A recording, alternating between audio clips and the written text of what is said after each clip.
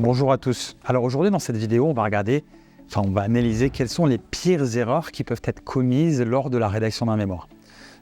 Alors chez Expert Mémoire, à travers nos 15 ans d'expérience, les milliers d'interventions qu'on a pu chapeauter, sur lesquelles on a pu épauler effectivement nos clients, on s'est aperçu qu'il y a un certain nombre d'erreurs types qui reviennent, qui sont assez classiques. Il y a un petit peu la loi de Pareto, il y a 5 à 10% des erreurs types qui expliquent 80 à 90% des échecs au niveau des mémoires. Donc cette vidéo tient justement à souligner ces principales erreurs, tout simplement pour vous permettre de les éviter et que vous soyez conscient de ce qu'il ne faut surtout pas faire. Alors la première erreur type, c'est la qualité de vos sources au niveau de la partie revue de littérature. Il y a certains élèves, certains étudiants, certains mémorialistes qui sont amenés à utiliser des sources qui sont douteuses, on va dire discutables. Quand vous rédigez un travail académique, une thèse ou un mémoire, ça peut paraître évident, mais il faut vraiment utiliser des sources scientifiques, des sources de premier choix, c'est-à-dire des ouvrages, ça veut dire des articles scientifiques, des sources d'autorité. C'est une règle universelle qui va valoriser votre mémoire, votre thèse, un petit peu à l'image d'un plat que vous cuisinez avec des ingrédients de première qualité. Si vous utilisez des ingrédients de deuxième choix, ça va se ressentir sur le produit final. De même pour un mémoire. Si vous utilisez du Wikipédia, que tout le monde peut modifier, que tout le monde peut, on va dire, rédiger sans aucune, sans aucun fondement scientifique prouvé, forcément, ça va fragiliser les affirmations, les analyses que vous allez présenter dans votre mémoire. Donc faites très attention à utiliser des sources de qualité. Si vous utilisez des sources type Wikipédia, type site internet, blog et autres, vous allez fragiliser votre analyse, vous allez fragiliser votre mémoire, et sachez que c'est un critère rédhibitoire. Ça veut dire que si vous avez utilisé ce type de source, alors s'il y en a une ou deux, ça passe. S'il y en a plus, de manière importante, significative, tout simplement, vous n'aurez pas la moyenne. C'est aussi simple que ça. Vous allez devoir refaire votre mémoire. Dans le meilleur des cas, vous allez devoir redoubler ou passer à la session suivante. C'est un critère rédhibitoire parce que le jury estime que vous n'avez pas le niveau. Ça veut dire que vous n'avez pas compris en fait qu'une règle de base au niveau académique, c'est que quand on rédige un mémoire ou une thèse, on doit s'appuyer sur des sources forcément académiques. Et si vous ne l'avez pas compris, ça justifie de refaire votre année, de repasser à la session suivante, de réécrire le mémoire tout simplement. Donc faites très attention à cet aspect-là qui est, je dirais, un des plus importants, qui plus est sur la revue littérature. Deuxième erreur type, c'est une absence ou une légèreté dans les préconisations ou les apports au sein de votre travail.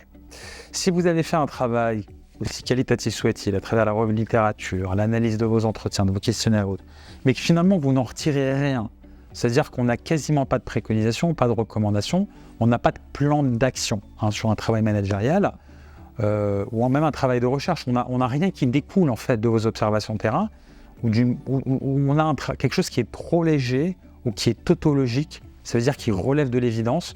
Donc en réalité, vous avez beaucoup analysé, vous avez beaucoup rédigé, mais vous n'en retirez rien.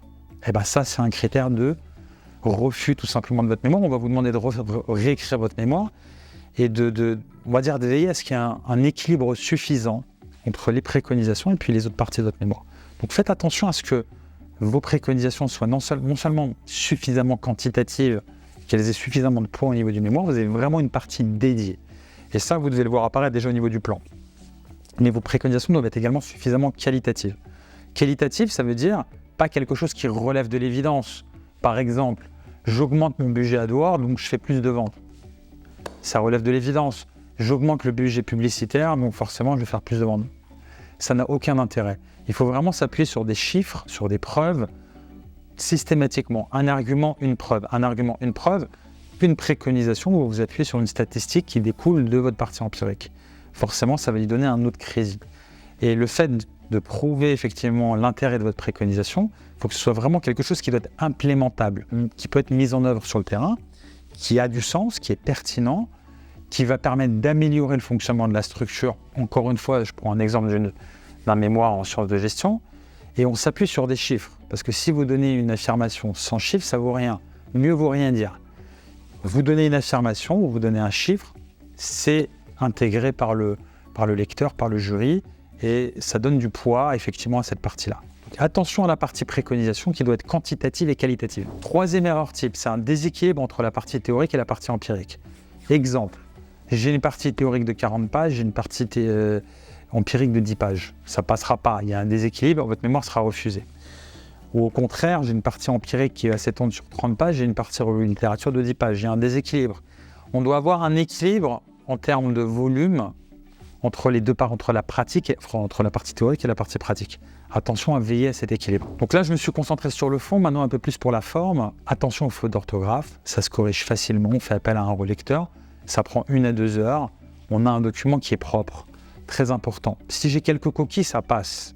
Vous n'allez pas marquer des points, mais ça passe. En revanche, si j'ai beaucoup de fautes d'orthographe, par exemple, des fautes sur chaque page, mettez-vous à la place du jury. Le jury va se dire, il ne sait pas parler français, il ne sait pas écrire français. Ça ne passera pas. Vous pouvez avoir un document qui sera très qualitatif au niveau du fond. Si j'ai des fautes d'orthographe sur chaque page, mettez-vous à la place du jury. Dans le meilleur des cas, vous serez lourdement pénalisé, ce qui est dommage par rapport au temps que ça vous aurait pris de vous relire ou de le faire relire. Et dans le pire des cas, si vous êtes vraiment vous tombez sur un jury qui est sensible à la langue de Molière, qui est exigeant, on va dire qui se respecte et qui respecte le diplôme que vous visez, il ne vous laissera pas passer. Il va vous demander de réécrire le mémoire parce que c'est un manque de respect de déposer un mémoire avec des fautes d'orthographe de manière significative. Et ça montre une méconnaissance grave de la langue française. Grave, sérieuse, trop importante pour pouvoir passer l'épreuve. Donc attention à la relecture, prenez le temps qu'il faut. Ça prend 1 à 2 heures, c'est très rentable parce que c'est très peu de temps et vous marquez beaucoup de points. La forme est indissociable du fond. La qualité de la forme se matérialise à travers la qualité du français.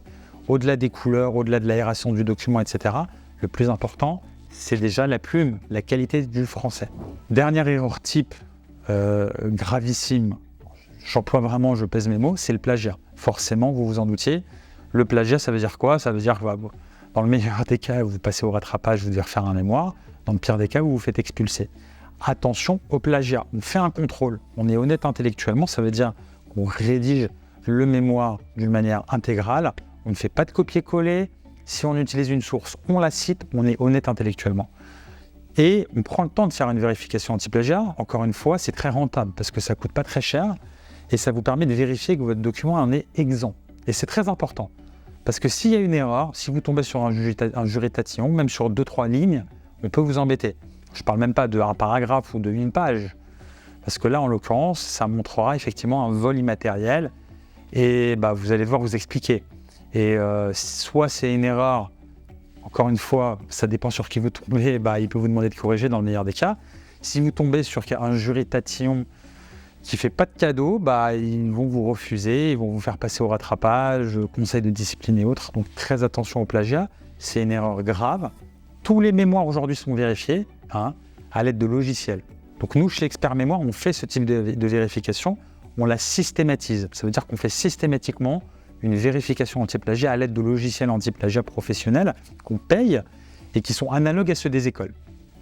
Voilà, j'espère que cette vidéo va vous aider à cerner les principales erreurs, à les éviter pour mettre toutes les chances de votre côté. Je vous souhaite bon courage pour la rédaction de votre mémoire.